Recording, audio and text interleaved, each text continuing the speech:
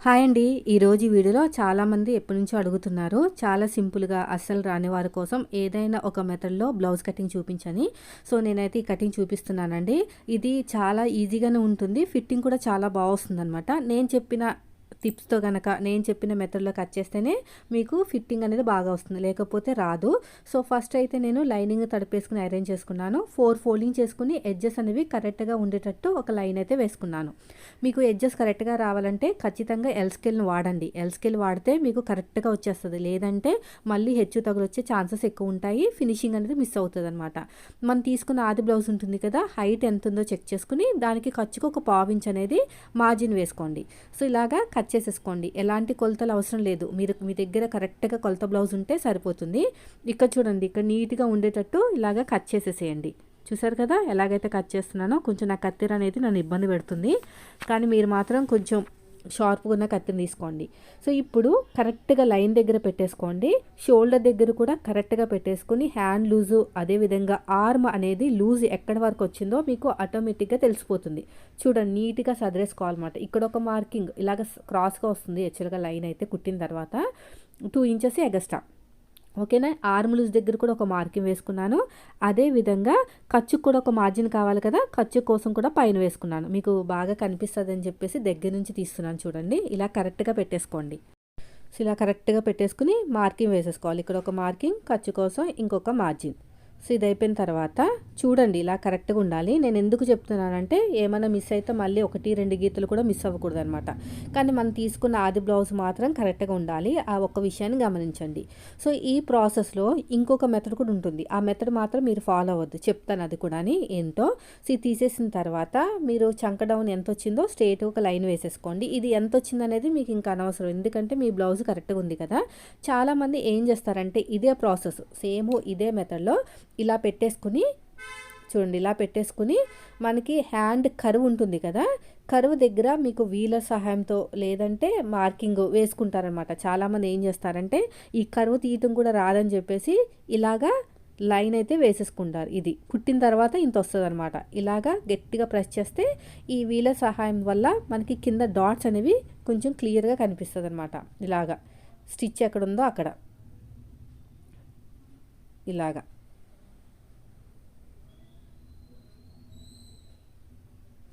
చూడండి, ఇలాగా.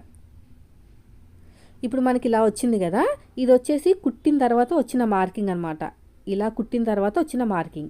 ఇది మనకి కట్టింగ్ చేసేటప్పుడు పైనుంచి కట్ చేసుకోవాలి. చూడండి, ఇలా వస్తుంది. దీనివల్ల ముడతలు వచ్చేసే ఛాన్సెస్ చాలా ఉంటాయండి. కాబట్టి మీరు ఈ ప్రాసెస్ ఫాలో అవ్వద్దు. నేను ఇదివరకు కూడా వేరే ఛానల్స్లో నేను నేర్చుకునేటప్పుడు చూసేదాన్ని, కానీ నాకెందుకో మనసు అనేది ఒప్పుకునేది కాదు. ఏంటి ఇదేం పద్ధతి, ఇలా కట్ చేయడం ఏంటని. తర్వాత నేను ఏం చేశానంటే చెప్తాను. ఇలా పెట్టేసుకుని ఇంకొక మెథడ్ కూడా ఉంటుంది, అది కూడా చూపిస్తాను. మీరు ఈ ఫాలో అవ్వద్దని చెప్పడానికి నేను ఇలా క్లియర్గా చెప్తున్నానండి. ఎందుకంటే అనవసరంగా మీ టాలెంట్ని ఇలాంటి వాటితోటి వాడకండి. ఇలాంటి వాటికి మీరు స్పెండ్ చేశారంటే మీ టైంని, మీ టాలెంట్ని, బ్లౌజులు అనేవి కుదరవన్నమాట. ఇంకొంతమంది ఏం చేస్తారంటే వీలర్ లేని వాళ్ళు ఇక్కడ మనకి ఖర్చు ఉంది కదా! ఈ ఖర్చు అనేది ఇలా ఓపెన్ చేసేసుకుని పక్కన మార్కింగ్ వేస్తారు. ఈ ఖర్చు అయితే ఎంతవరకు అంతవరకు ఇలాగ వీలర్ సహాయంతో మార్కింగ్ వేసుకుంటారనమాట. ఇది కూడా ఒక మెథడ్, కానీ ఈ మెథడ్ వల్ల బ్లౌజులు అనేవి సెట్ కావు. మనం తిప్పలు పడటం తప్ప మనకి ఫినిషింగ్ అనేది నీట్గా రాదనమాట. సో, నేనేం చేస్తానో ఇక్కడ 1 ఇంచ్ ఇచ్చేసుకుని ఇలా కర్వ్ అనేది తీసేసుకుంటారు చాలామంది ఇలాగా. కానీ ఇది కరెక్ట్ పద్ధతి కాదండి. నేను చెప్తాను కరెక్ట్గా ఏది ఉందో. సో, దీనైతే కొంచెం వాటర్ తోటి అయితే రఫ్ చేస్తాను. ఇలా తిప్పితే పాసిబుల్ అవుతుందేమో చూస్తాను చూడండి. మళ్ళీ మార్కింగ్ అంతా చేయాలి కదా! సో, కాబట్టి నేను దీన్నే కొంచెం రఫ్ చేసేసి మీకు చూపిస్తాను. సో, ఇదంతా కరెక్టే. ఆర్మ్ లూజు, హ్యాండ్ లూజు అదంతా కూడా కరెక్ట్గానే నేను ముందు చెప్పాను కదా! అదే పద్ధతి మెయింటైన్ చేయండి. కానీ ఇక్కడ కర్వ్ తిరిగే చోట 1 ఇంచ్ ఇచ్చేసుకొని హ్యాండ్ కర్వ్ ఎలా ఉంటుందో అలా తీసేసుకోండి ఇలాగా. ఓకేనా. నాకు పైన వచ్చింది గీత అనేది ముందు. ఈ రెండింటికి మిడిల్లో 3/4 ఇంచు వరకు లోతు తీసుకుని ఇలా తీసేసుకోండి. కిందికి డౌన్కి అవ్వాలండి, లేకపోతే ముడతలు వచ్చే ఛాన్సెస్ ఎక్కువ ఉంటాయి. కిందకి డౌన్ అవ్వాలి. సో, ఇది అయిపోయిన తర్వాత మనకి ఎలాగైతే మార్కింగ్ వేసుకున్నామో సేమ్ అదే విధంగా కటింగ్ అనేది చేసేసుకోవాలి. ఇలాగా ఇక్కడ కూడా సైడ్కి కొంచెం నీట్గా ఉండేటట్టు మార్కింగ్ వేసుకోండి. మిడిల్లో ఒక టక్ ఇచ్చేసేయండి. తర్వాత ఇలా ఓపెన్ చేసేసుకొని డౌన్ కూడా లోత్ అనేది ఐబ్రో షేప్ వచ్చేటట్టు చూసుకోండి. ఇలాగా అంతే. చూసారా ఎంత బాగా వచ్చేసిందో? చూడండి ఎంత నీట్గా వచ్చేసింది చూసారా? తర్వాత వచ్చేసి మనకి బ్యాక్ పార్ట్ ఏ మెథడ్లో మీరు కట్ చేసినా కూడా ఫస్ట్ హ్యాండ్స్ కట్ చేసిన తర్వాత బ్యాక్ పార్ట్ కట్ చేయాలి, ఆ తర్వాత front part shape belt. So ఇది అయితే మీకు బొటిక్ స్టైల్ మెథడ్ అనమాట. ఇలాగ స్ట్రైట్గా లైన్ వేసేసేయండి. ఖర్చు కోసం ఒక పావించు, వీళ్ళు 1 ఇంచ్ పెంచమన్నారు హైట్, నేను ఒక 1 ఇంచ్ అయితే హైట్ పెంచేశాను. అయిపోయింది. తర్వాత వచ్చేసి మనం తీసుకున్న ఆది బ్లౌజ్ ఉంది కదా, మనం ఎలాగైతే మడత పెడతామో బ్లౌజ్ని ఉతికిన తర్వాత మనం ఫోల్డింగ్ చేస్తాం కదా, అది అలాగే ఫోల్డ్ చేసేసుకుని నీట్గా ఇలా పర్చేసుకోవాలన్నమాట. చూడండి కరెక్ట్గా పెట్టేసుకోండి. మనం బ్లౌజ్ ఎంత నీట్గా మడత పెడతామో అంతే నీట్గా ఇలా పెట్టేసుకుని ఇది కూడా కరెక్ట్గా పెట్టేసుకోండి, అటు ఇటు జరగకుండా.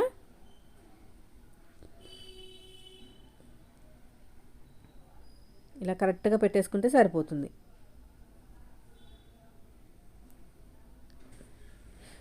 అయితే ఫస్ట్ నేను హైట్ మార్కింగ్ వేస్తున్నాను, ఖర్చు కోసం ఇంకొక పావించు. ఓకేనా?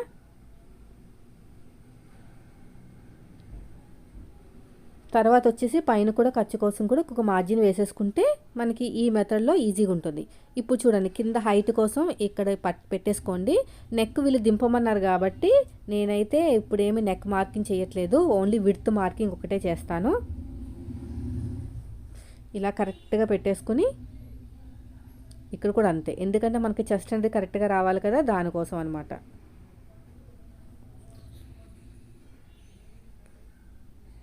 చూడండి ఇలా పెట్టేసుకుని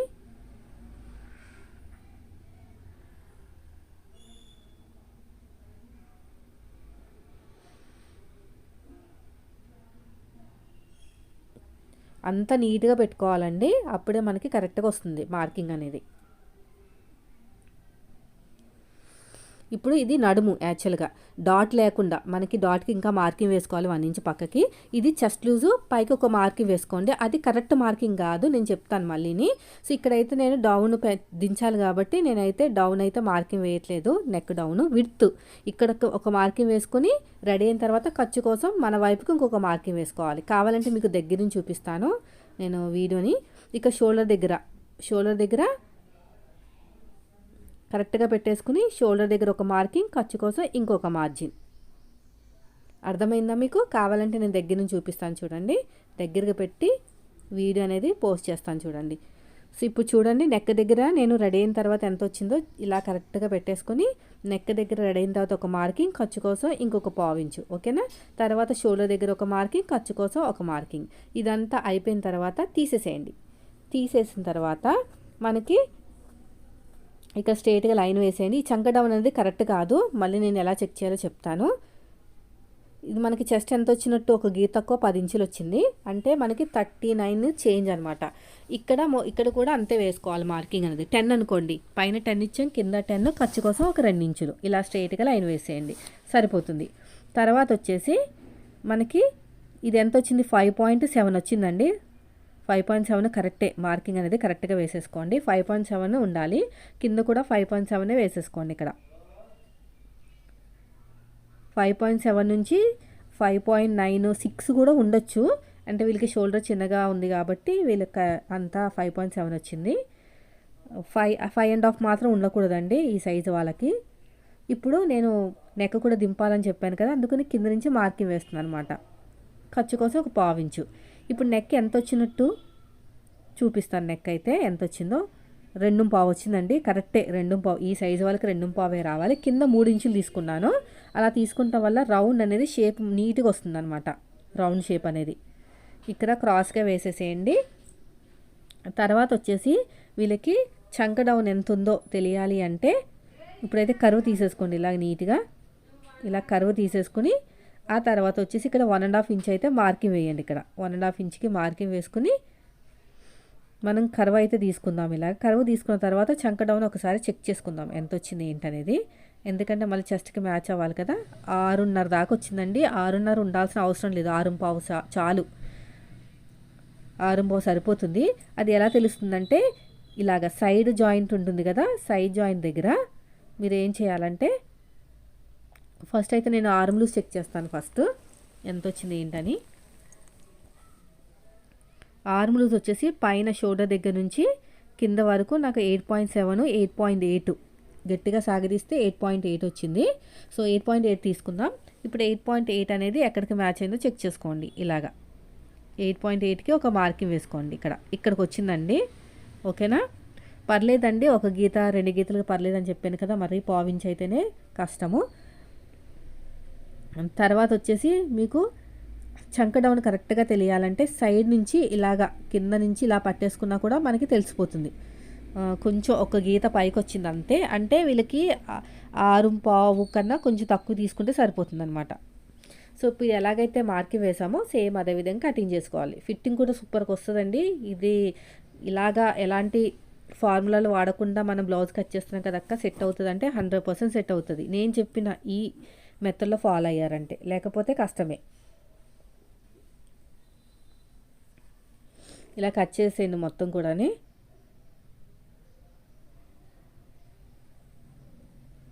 ఇలా నీట్గా కట్ చేసుకోవాలి. అర్థమైంది కదా. ఇక్కడ కూడా అంతే.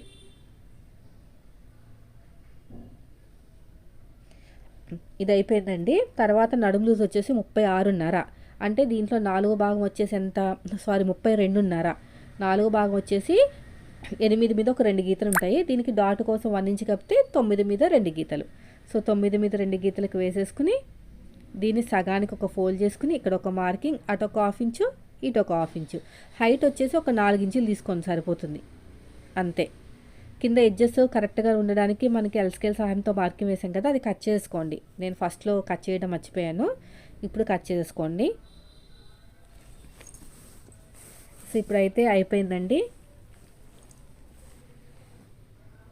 ఇక నీట్గా కట్ చేసుకోవాలి.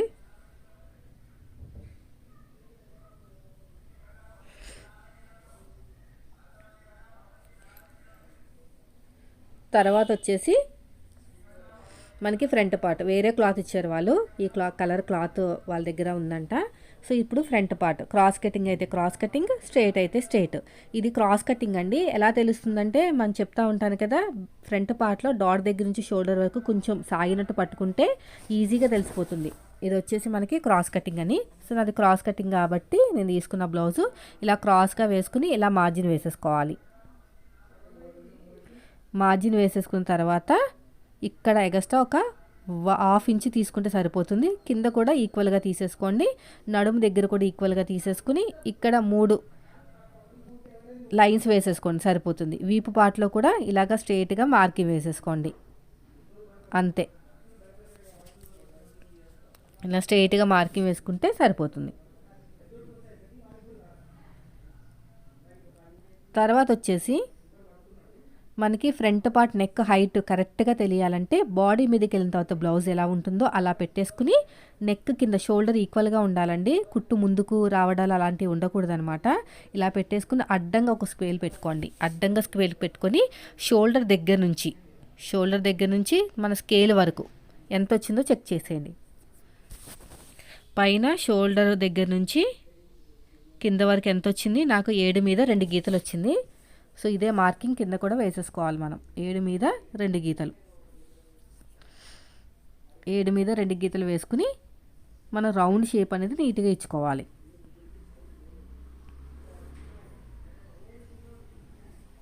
ఇలాగ 7 మీద 2 గీతలకు మార్కింగ్ వేసుకుని షేప్ అనేది రౌండ్ ఇవ్వండి ఇలా నీట్గా. ఓకేనా, ఇలాగా రౌండ్ ఇచ్చేస్తే సరిపోతుంది. సో ఇప్పుడు ఇక్కడ లోతు దగ్గర 1/2 ఇంచ్ లోతు తీసేసుకోండి. 1/2 ఇంచ్ లోతు తీసేసుకుని ఇలా కరువు తీసేసుకోండి అంతే. కరువు తీసేసుకుంటే సరిపోతుంది. ఇక షోల్డర్ కావాల్సిన ఖర్చు వదిలేసుకుని మనకి ఫ్రంట్ పార్ట్ హైట్ ఎంత వచ్చిందో చెక్ చేసుకోవాలి. ఫ్రంట్ పార్ట్ హైట్ చూడండి, షోల్డర్ కుట్టు దగ్గర నుంచి కింద ఖర్చుతో కలిపి సాగదీయకండి, ఇలా పెట్టేసుకుని చూసుకుంటేనే మనకు తెలుస్తుంది. సో నాకు వచ్చేసి 13 మీద 2 గీతలు వచ్చింది. ఆ 13 మీద 2 గీతలే ఇక్కడ మార్కింగ్ వేసుకోవాలి మనం. 13 మీద 2 గీతలు, ఈ 13 మీద 2 గీతలే ఇక్కడ కూడా మార్కింగ్ వేసేసాను.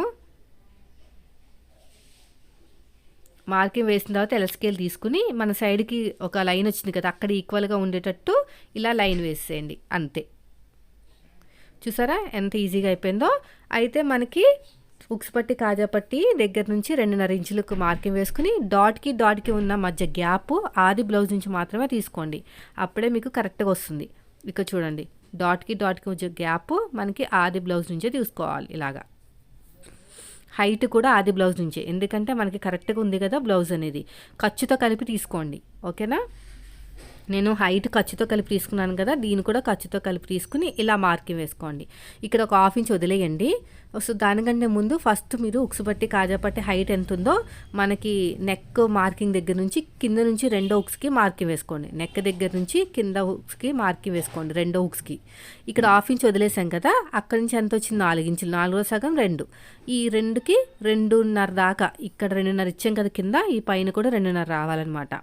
ఈ రెండింటిని బేస్ చేస్తూ 3వ డాట్ అనేది వేసుకోవాలి. అంతే, ఇంకేమీ లేదు. ఎంత ఈజీయో చూడండి. 3వ డాట్ అనేది చాలా ఈజీ అనమాట. కుట్టేటప్పుడు ఇంకా ఈజీగా ఉంటుంది, ఎందుకంటే మనం ఫ్రంట్ పార్ట్ పట్టేసుకుని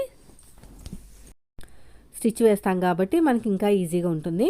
సో ఇలాగా మీకు దగ్గర నుంచి చూపించడానికి నేను కెమెరాని ఇంకో చోట పెట్టాను, అందుకనే నేను అడ్డొస్తున్నాను అనమాట. మీకు సరిగ్గా క్లారిటీగా కనిపించట్లేదు కటింగ్ చేసేటప్పుడు. సో ఫస్ట్ అయితే మార్కింగ్ ఒకటే గుర్తుపెట్టుకోండి. కటింగ్ అనేది మీరు ఎలా చేయాలో తెలుసు కదా. సో ఇలాగా చూడండి, వీడియో స్కిప్ చేయకండి ఫ్రెండ్స్. ఇలా నీట్గా కటింగ్ చేసుకుంటూ వెళ్ళిపోవటమే. ఇక్కడ చిన్న టక్స్ ఇచ్చేసేయండి, ఇక్కడ టక్ ఇచ్చేయండి, డాట్ దగ్గర కూడా టక్ ఇచ్చేసేయండి. ఇక్కడ చూడండి. ఇది అయిపోయిన తర్వాత ఇదే మార్కింగ్ అడుగు భాగంలో కూడా పెట్టేసుకోండి. ఇప్పుడు మనకి షేప్ బెల్ట్ స్టిచ్ కటింగ్ ఉంటుంది కదా. సో దీనికోసం అయితే సైడ్కి నేను ఎలాంటి మార్పులు చేయలేదు, బ్లౌజ్ సైడ్కి మార్కింగ్ అయితే వేయలేదు. ఇప్పుడు బ్యాక్ పార్ట్ మీద ఫ్రంట్ పార్ట్ పెట్టేసుకుని ఎంత వచ్చిందో చూడాలన్నమాట. సైడ్ జాయింట్ కోసం మనం షేప్ బెల్ట్ ఎంత కట్ చేయాలి ఏంటనేది చూసుకోవాలి. ఇలా పెట్టేసుకుని 1/2 ఇంచ్ పైకి వదిలేసుకుని కింద ఎంత వచ్చింది? 2 గీతలు తక్కువ 3, అంటే పావుతొక్క 3 అనుకోండి. ఆ పావుతొక్క 3 అనేది సైడ్ జాయింట్ వైపుకు వచ్చేది షేప్ అనేది అంత ఉండాలన్నమాట. అప్పుడు మీకు అసలు హెచ్చు తగులు రాదండి, ఖర్చుతో కలిపి అంతా ఉంటుంది. ఫస్ట్ అయితే మనకి మిగిలిన క్లాత్లో కూర ఉన్నదాన్ని 1.5 ఇంచ్ తోటి కట్ చేసేయండి. నేను చెప్తాను కదా ప్రతిసారి, ఇది వచ్చేసి బ్యాక్ పార్ట్ స్టిచ్ చేసేటప్పుడు ఈజీగా ఉంటుందని.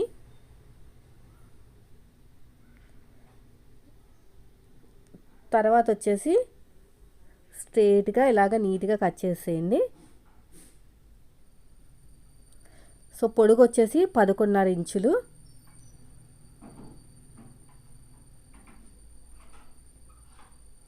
తర్వాత వచ్చేసి ఇక్కడ పాతొక్క 3 అన్నాను కదా, 3 ఇచ్చేయండి. ఉక్సు పట్టి కాజా పట్టి దగ్గర ఎంత వచ్చింది చెక్ చేయండి. ఒక 1/2 ఇంచ్ పైకి వదిలేసి చెక్ చేసుకోవాలి. 3.5 1/2 ఇంచ్ ఎందుకు వదలాలంటే పైకి 1/2 ఇంచు కిందకి 1/2 ఇంచు ఖర్చు కోసం. ఇక్కడ పాతొక్క 3కి మార్కింగ్ వేసుకుని ఇలా షేప్ ఇచ్చేయండి. చూసారు ఎంత బాగా వచ్చేస్తుందో షేప్ బెల్ట్ అనేది. వాళ్ళకి నచ్చిన షేప్ బెల్ట్ అనమాట ఇది. మనకి నచ్చింది కాదు, వాళ్ళకి నచ్చినట్టు ఇవ్వాలి. సో ఇది కూడా అయిపోయిందండి. తర్వాత ఇక్కడ కూడా నీట్గా కట్ చేసేసేయండి. ఖచ్చితంగా మనకి 2 లేయర్స్ అయితే ఉండాలండి షేప్ బెల్ట్. మీ దగ్గర ఇక్కడ క్లాత్ ఏమైనా ఉంటే చూడండి. క్లాత్ లేకపోయినా కూడా వేరే క్లాత్ అయినా వేయాలి. ఒరిజినల్ క్లాత్ కాకుండా మీరు ఖచ్చితంగా ఇంకొక లేయర్ అయితే ఉండాలి, లేకపోతే షేప్ అనేది నిలబడదు, అది ఎవరికైనా సరే. సో ఇక్కడ కూడా నీట్గా ఇలా కట్ చేసేసేయండి. ఇక్కడ కూడా అంతే, ఇలాగా.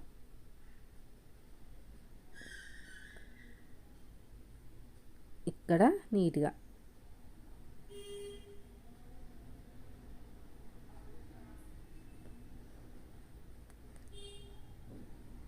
అయిపోయిందండి మనకి. ఇప్పుడు ఒరిజినల్ క్లాత్ మీద పెట్టుకుని కట్ చేసేద్దాం. సో ఇది వచ్చేసి మనకి ఒరిజినల్ క్లాత్. ఫస్ట్ అయితే మనం హ్యాండ్స్ని 4 ఫోల్డింగ్ చేసేసుకుని ఫస్ట్ హ్యాండ్స్ కట్ చేసేద్దాం. దీని మీద పెట్టేసి ఇలాగా. ఇది కూడా 4 ఫోల్డింగ్స్ ఉన్నాయి. పక్కకి ఎలాగ రెండింటికి జాయింట్లు పడుతుంది. ఒరిజినల్ క్లాత్కి పడుతుంది, హ్యాండ్స్ కూడా పడుతుంది. ఇలా స్ట్రైట్గా కట్ చేసుకుంటే ఈ కట్ చేసిన తర్వాత మిగిలిన క్లాత్ పక్కకి జాయింట్ వేయచ్చు. చెప్తాను, అది కటింగ్ అయిపోయింది కదా, స్టిచ్చింగ్ వీడియోలో చెప్తాను. ఇది ఇలా పెట్టేసుకుని ఫోల్డింగ్ అనేది మన వైపుకు ఉండాలి. దీన్ని కూడా ఇలాగా బ్యాక్ పార్ట్ ఫోల్డింగ్ వైపు పెట్టేసేయండి, కరెక్ట్గా పెట్టుకోండి. తర్వాత వచ్చేసి ఫ్రంట్ పార్ట్ ఈ మొత్తం షేప్ బెల్ట్ కొంచెం అతుకు పడుతుంది ఒరిజినల్ క్లాత్కి. సో దీన్ని కూడా మనం తర్వాత చూద్దాం. ఇది కట్ చేసేసేయండి ఇక్కడ కూడా. ఇక్కడ కూడా అంతే, నీట్గా కొంచెం ఒక పావించి ఎక్కువే పెట్టుకుని కట్ చేయండి. లేదు అంటే మళ్ళీ మనకి కుట్టేటప్పుడు ఇబ్బంది అవుతుంది. షే బెల్ట్కి కొంచెం అతుకులు పడతాయి. ఇక్కడ కూడా అంతే. తర్వాత వచ్చేసి ఫ్రంట్ పార్ట్ కూడా అంతే.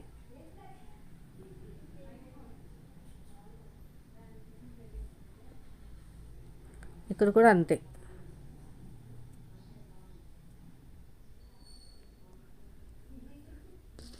ఇక్కడ కూడా సైడ్కి కొంచెం కట్ చేస్తే మనకి కొంచెం పీసెస్ అనేవి జాయింట్లు పడతాయి అన్నమాట, సైడ్ జాయింట్ వైపుకి ఫ్రంట్ పార్ట్లో. అంతేనండి, చూసారా ఎంత ఈజీగా అయిపోయిందో. మీరు కూడా ఇలాగా కరెక్ట్గా ఆది బ్లౌజ్ ఉందనుకోండి, నేను చెప్పిన ఈ టిప్స్తో కనుక మీరు బ్లౌజ్ కట్ చేసి కుడితే మాత్రం బొటిక్ స్టైల్ ఫినిషింగే వస్తుంది, ఫిట్టింగ్ కూడా అంతే బాగా వస్తుంది. సో ఇప్పుడు వచ్చేసి నేను సెల్ఫ్ పైపింగ్ వేస్తున్నాను, భుజాలు జారకుండా కొంచెం గట్టిగా పట్టుకుని ఉంటాయని చెప్పేసి. సో ఇది వచ్చేసి మనకి 1.5 ఇంచుతోటి అయితే క్లాత్ అయితే కట్ చేస్తున్నానండి, క్రాస్గా ఉన్న క్లాత్ని ఇలాగా. తర్వాత ఇంకొక పీసు,